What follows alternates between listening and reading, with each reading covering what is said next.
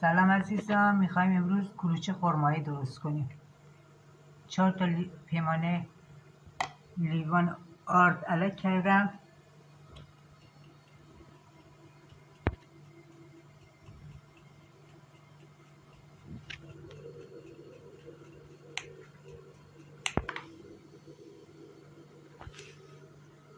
خمیر مایه‌شو میزنیم.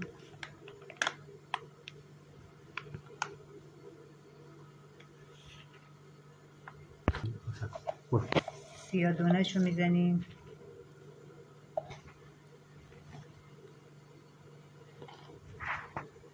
نمک میزنیم.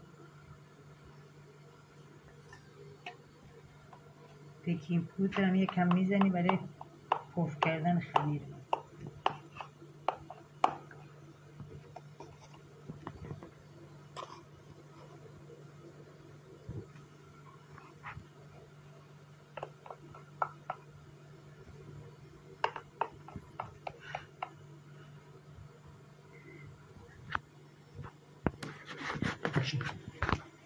روغنش هم میزنیم به اندازه که دلتون میخواد بزنید. حالا نوبت شیرش. شیرم یکم میزنم ببینم چی میشه.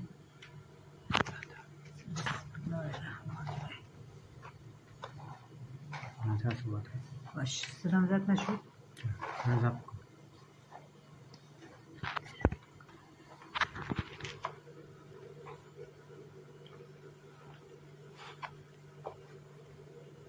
خمیر کلوچه خرمایی باید سفت باشه عزیزان، شل نباید باشه.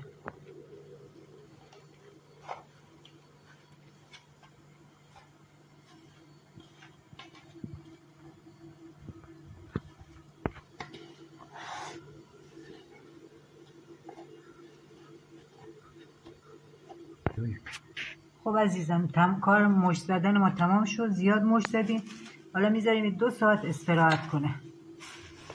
خب عزیزان، خرما رو تو آب جوش گذاشتیم، داریم پوستش و هستش رو در میاریم برای داخل خمیرمون.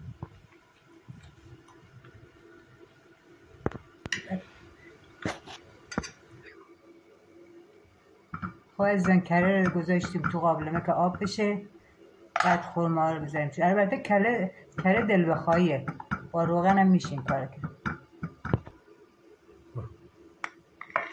خرما رو میریزیم داخل قابلمه، یه تفتشون میدیم که نرم بشه.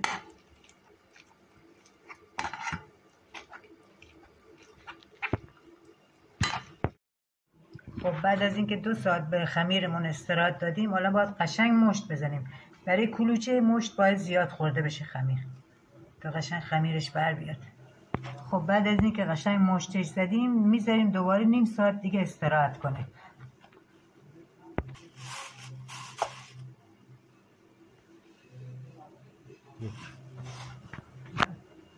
عزیزان، چونا رو گرفتیم، حالا داریم بازش میکنیم که خرما رو بذاریم داخلش.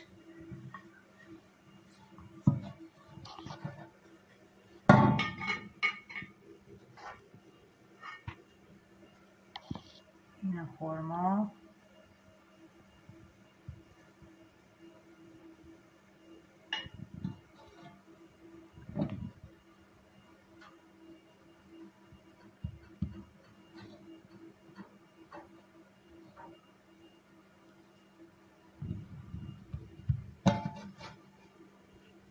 اینجوری درستش میکنیم، میذاریم. یکی دیگه برد.